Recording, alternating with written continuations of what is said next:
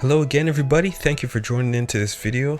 Today I'm going to talk about how to escape the 9 to 5 and if it's even biblical. So most of us have had plans of landing our dream job or moving up in the corporate ladder to finally get that corner office. Now one of the things I prayed before I started my career was that I'll always be able to serve God in my church regardless of which company I worked for.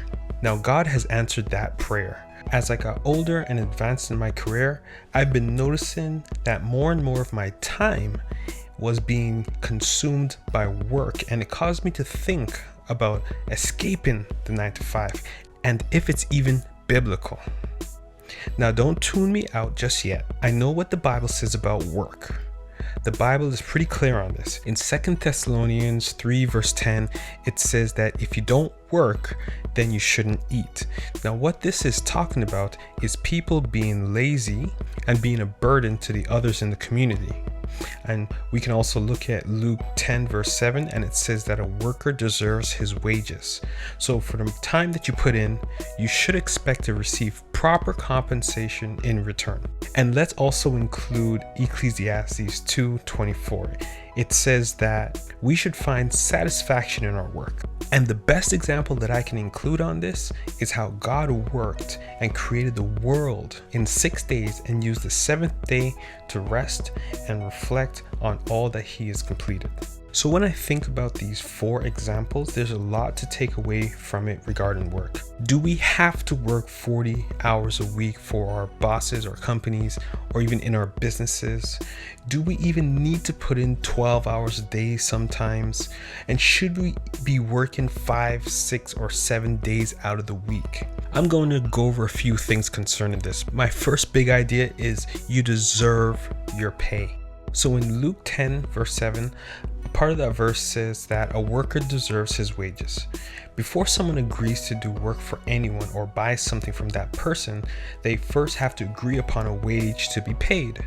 Once they agree, then the work begins, or the product and the money is exchanged. The price for that product or service is set by the person who will be given it, and depending on the skill or the demand for that person providing it, the price is set accordingly. If the person is able to complete the work in 4 hours, then that's better for them. They can make enough money to support their life and have other time to serve God or others in their community without worrying about how they will feed themselves or their families. My second big idea is you deserve to enjoy your work. So in Ecclesiastes 2:24, it says that we should find satisfaction in our work. There are too many people who I come across every day who don't enjoy their work. And dare I say, they hate their job. They may have started off in their career loving what they do, but over time, the fire and the passion may have died out and they no longer enjoy what they do.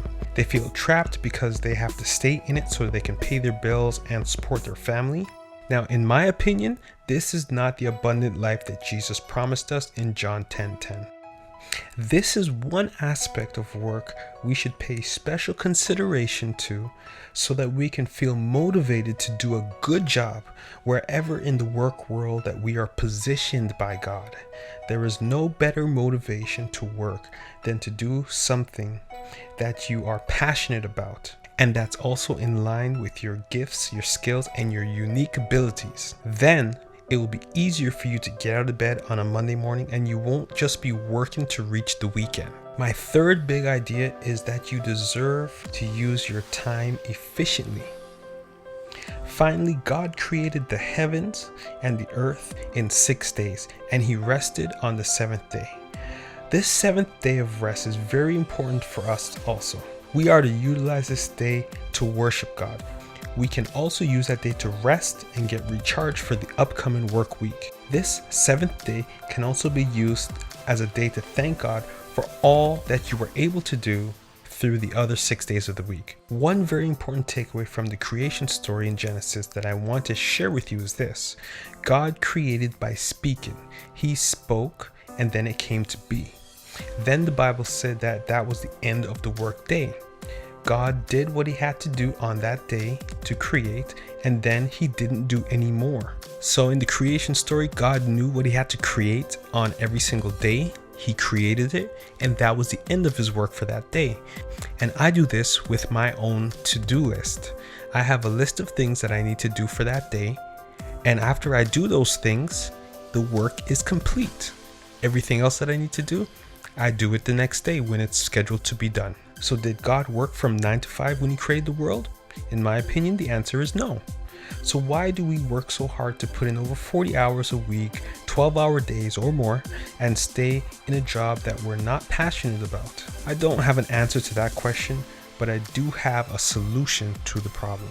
God has placed in us gifts, talents, abilities that we can use to serve him, serve others, and we can monetize them in order to support our lives financially. The challenge is that nobody has taught us how to do this. Furthermore, not many of us know how to use our unique gifts that God has given us and those skills and turn them into a business.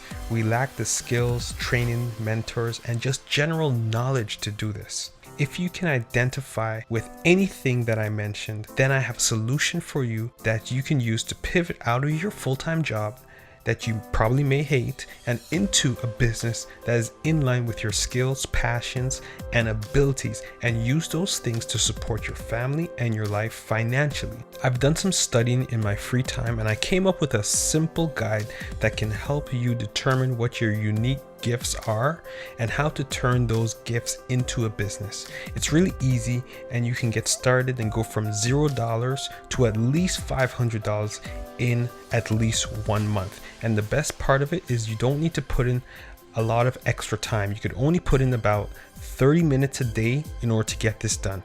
It's called my 1-month business challenge, and it's a free download.